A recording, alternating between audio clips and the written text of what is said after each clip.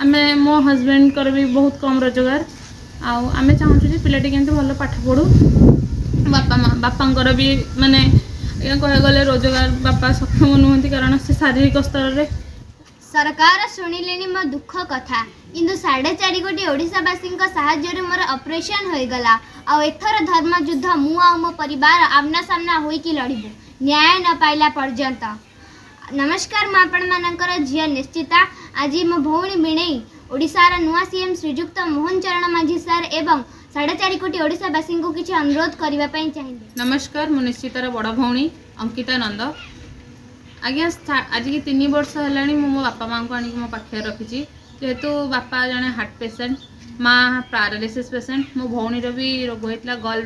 Bladder में 3टा stone होता जहाँ 4.5 कोटी ओडिशावासी आ किसी स्वयं सेवा गोष्ठी माने ऑपरेशन तार भल भल होगला किंतु आज्ञा से पिला बहुत टैलेंटेड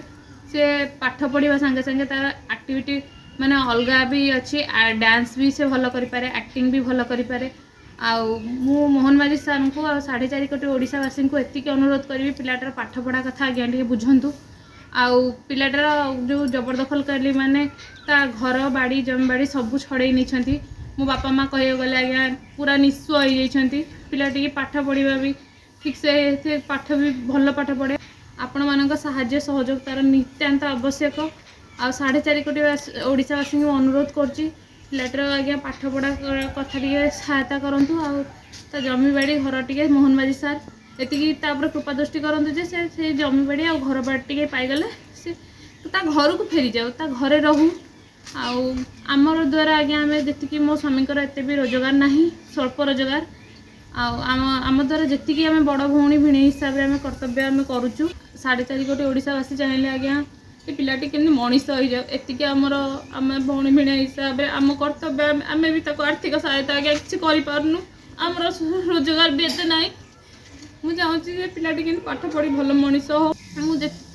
द्वारा जी हो आज्ञा मुझे करुँची आज्ञा आपण मानक ओडिशावासी सहायता आज्ञा मोर नित्यानंद आवश्यक निश्चिता को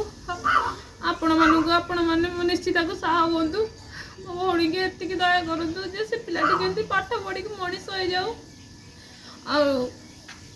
आज्ञा आउ कि मोहन माझी सार को एतिक अनुरोध कर निश्चिता को घर आ जमी बाड़ी जो मैंने जबरदखल कर मो भौणी तार जी अधिकार से मोहन माझी सार टे फेरई दिंतु। आज्ञा नमस्कार मु निश्चितार बड़ भेणी अल्प दरमा कहले 14 ରୁ 15,000 टଙ୍କା दरमा मु पाऊँ मासकू जोटा कि मु भुवनेश्वर एरिया रे घर भड़ा नहीं रही एपटे एमाने घर भड़ा नहीं रही दिन को 2 मुठा खाया को हेले भाव्या पड़ुची राति एमान सब कौन खाइबे आपन को तो मु प्रथम कहतली जे याकर स्वल्प रोजगार ये जी पारुछंती करूछंती आज्ञा आम एति चाहूँ जे निश्चिता टे निश्चिता को मोहन माझी सार को 4.5 कोटी ओडिशावासी आम अनुरोध करछु 2 जन जाक मिसिकी निश्चिता को किसी आर्थिक साहाय्य करूँ से निश्चिता पाठ पढ़ी पारू आ मोहन माझी सार को मुझे अनुरोध करमती निज घर को फेरी जाऊ एतिक आम 2 जन चाहूँ आज्ञा एतिक साहाय्य करूँ आपण 4.5 कोटी ओडिशावासी निश्चित ऑपरेशन हो पारा आ आर्थिक साहाय्य कर निश्चिता गोटे पाठ पढ़ार साहाय्य करूँ।